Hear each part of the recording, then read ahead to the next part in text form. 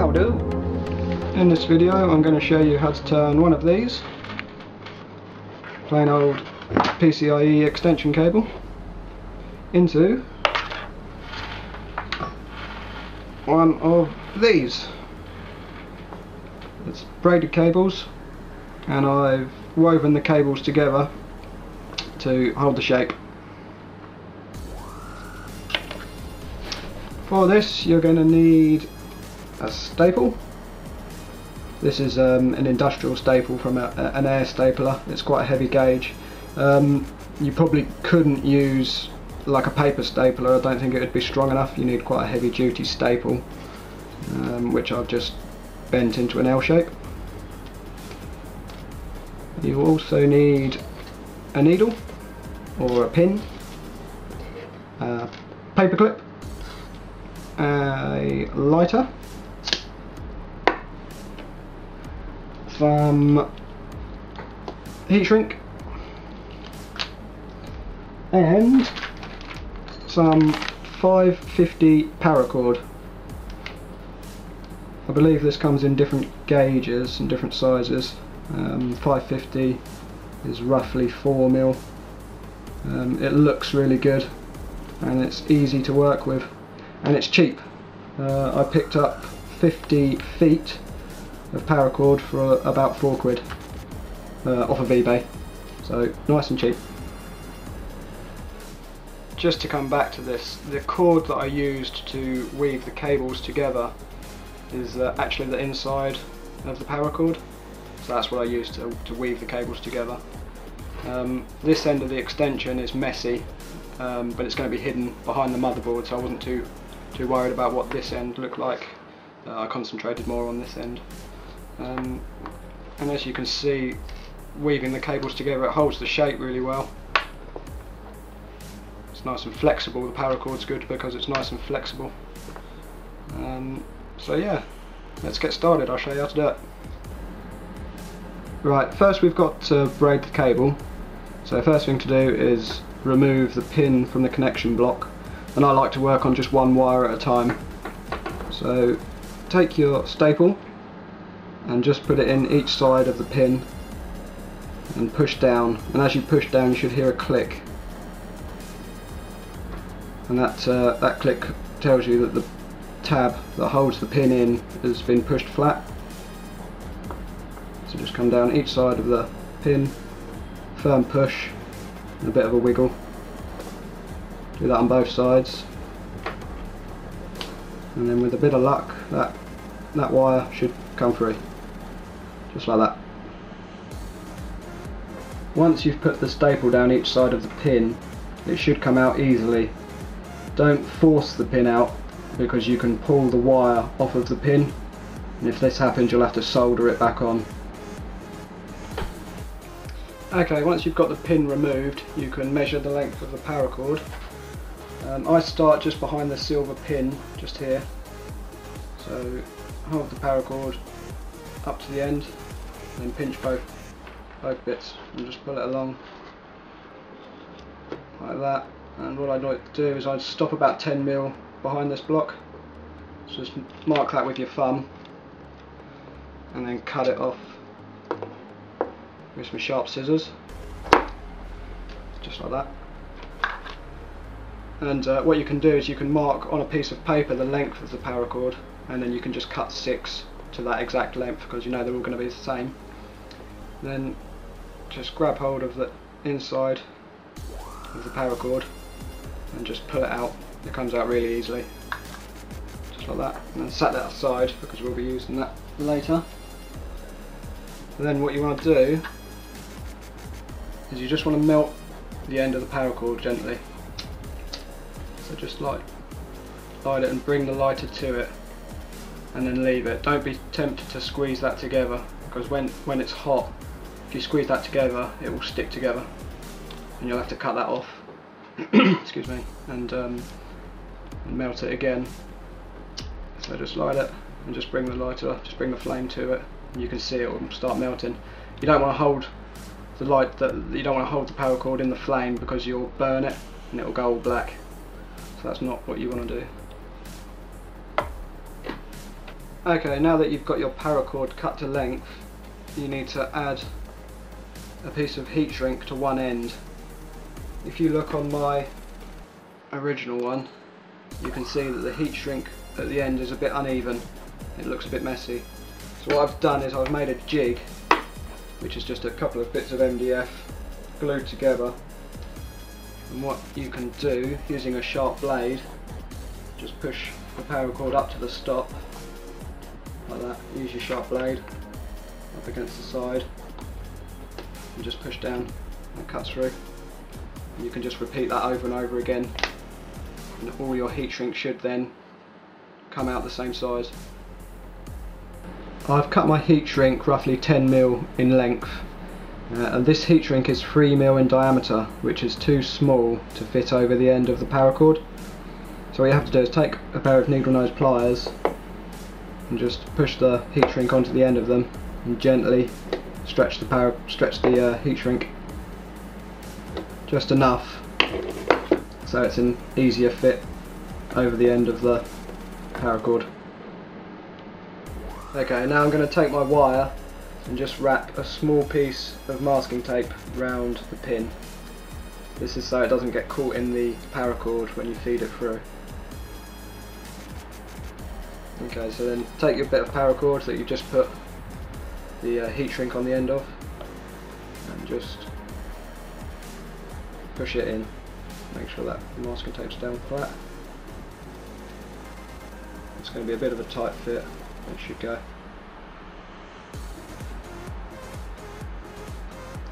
Just like that. And then you can push the wire all the way through. And you can see the pins come out the other end of the paracord. Okay, with the paracord roughly 10mm away from the block, heat the heat shrink up so it's fixed in place. Okay, once you've got one end in place, you can come back to the other end and just remove the masking tape. And what you want to do is you want the start of the heat shrink on this point of the pin to start there and go back 10mm this way.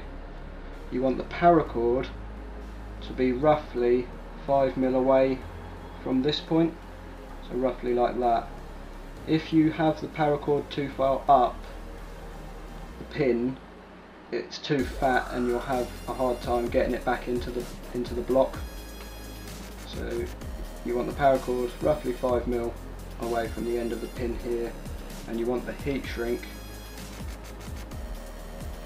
to end at this point of the pin. Okay, so move the paracord to where you want it and pinch it tightly in place, and then push your heat shrink down and over the top of it. Helps if you twist as you push the heat shrink on. And once in place, you can heat this up now to fix it off.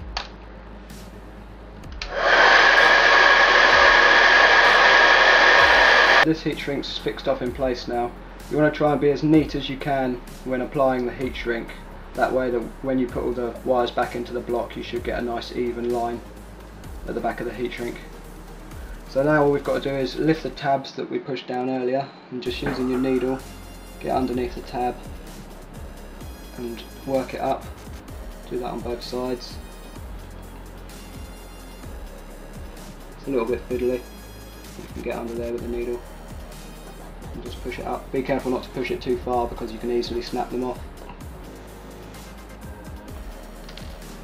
Then all you've got to do is push it back into the block. You'll notice that there's a little thinner part of the pin here that faces downwards. So if this was say the top of the connection block with the clip, that thinner part would be at the bottom. So it'd go in like that.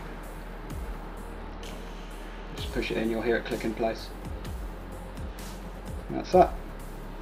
What you can then do is just firmly pinch the paracord here and just pull down the wire, and that seats it nicely in place. Just just like that. So just repeat that for the other 5 wires. Right, I've finished braiding this cable now, and the paracord looks amazing. I think out of all the braiding materials you can get, paracord is one of the best. You can get it in all kinds of different colours, and it really does look good. As you can see, the heat shrink worked out pretty well this time. It's not perfect, but it's a lot better. You could put this straight into the case now if you were happy with it, but I'm going to weave the cables together. I like the look of that, so I'll show you how to do that next. As you can see on my original cable, the knot to tie the 2 ends of the cord off is at the side of the cable. I'm going to try it a bit differently this time. I'm going to put the knot underneath. What I've done is I've already put 2 cords on just to try it out, just to see if it worked, and it does. So what you want to do is you want to bunch the cables together as best you can, so it's nice and neat, and then just put a bit of masking tape around to hold it together. Okay, what I've done is I've just tied a bit of the cord to the paper clip. What we're going to do, starting with the underneath, this cable here, we're going to come underneath and through, like that, and then we're going to go over the top and to the back. We're going to loop through the middle back to the front, just like that, and then pull it through and leave yourself enough cable here so you can tie it off later. From there we're going to go underneath and up through the first 2 cables, like that, and then we're going to go over the top and down, like that. Just pull everything gently, make sure it's all nice and tight. From there we're going to go back and up, like this, and then from there we're going to go over the top and straight down. Again, pull everything nice and tight, and from there we're going to come round the back, we're going to come down, and that last wire underneath, that last cable there, we're going to come down and through that. Push all the cord so it's nice and neat. So that's what you should look like from the top. And underneath you should have a piece of cord coming out through the back and a piece of cord through the front, and then what you're going to do is tie the cord off here over the middle cable. Okay, to tie it off you want to use a reef knot, which is just a simple loop, left over right and then right over left, left over right, right over left,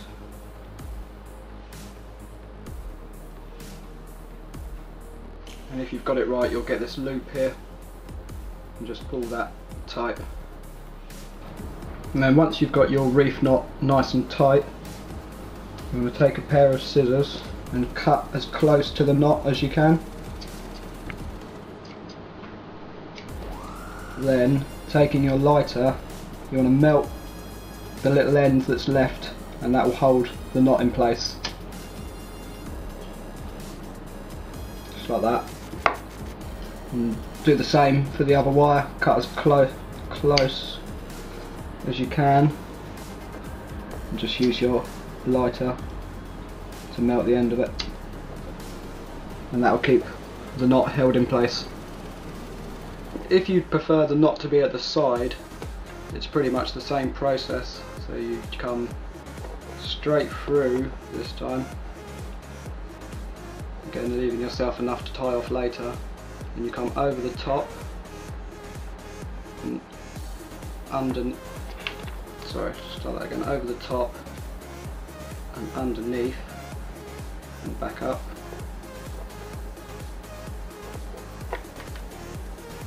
like that. And you're going to come over the top and straight down, like that. And you're going to go back and up, come up like that. And you're going to over the top and down like that, and then from there you come round the side and then straight back down through the middle and come out at the front where you started. So again, the top looks exactly the same as this style, but the underneath actually looks a bit different. So you can see that underneath you get this kind of effect with the loops, which looks quite nice as well. But it just means when you tie off, your knot's going to be at the side, so you tie off here just the same as we did in the other one. Just tie it off and burn it with the lighter. So if you think that would look better, you can go for that one. This cable's a little bit messy. I'm probably going to strip these off and start again. It was a bit awkward for me to do it while filming. But as you can see, you can set these out the whole length of the cable as far as you want to. As you can see, this end's messy. Like I said earlier, I'm not worried about this end because it's going to be hidden behind the motherboard. But if you're going to see this end on something you're doing, it'd probably be easier for you to take the wire out of this end as well and braid the whole wire. That way it'll be a lot neater. I just do this because it's easier for me. It makes things a little bit quicker. Okay, I've finished redoing this cable now, and you can see I've put the knot at the side of the cable. You want to put the knot on whichever side it's not going to be seen once the cable's in the case. So for me on this cable it was at the side. A couple of things to note. Before you add the cord, the heat shrink here might move up and down on the wire, but once you've got a few cords in place, the heat shrink and all the wires should stay in line. You can see I added the first cord right up tight to the heat shrink. Before I added that first cord, I wrapped a bunch of cord around the cables, and what you can do once you've added this wrap of cord, you can pull it down and that will keep the rest of the cables in place. So as you add each one, just keep on moving this down and that will keep all the cables in line. To get the spacings correct, I just drew on a piece of paper 2 lines, and after adding my first bit of cord, I lined that up with the line and then threaded the next piece of cord through, and I just kept on repeating that for every cord, and that seems to work out fairly well.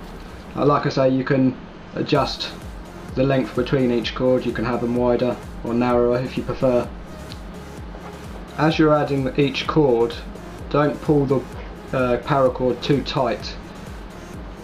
You want it to be fairly loose between each cord. If you pull it too tight, you lose a lot of the movement, it becomes too stiff, and you lose a lot of the flexibility in the cable. So as you work your way back down the cable, make sure that it's still fairly loose. That way you maintain maximum flexibility in the cable. And that's pretty much it. I hope you enjoyed the video, and I hope it helps you out if you're going to try this. It does take a bit of time and patience, but if any of you do try this, send me some pictures. I'd love to see what you guys come up with. Alright, see you later.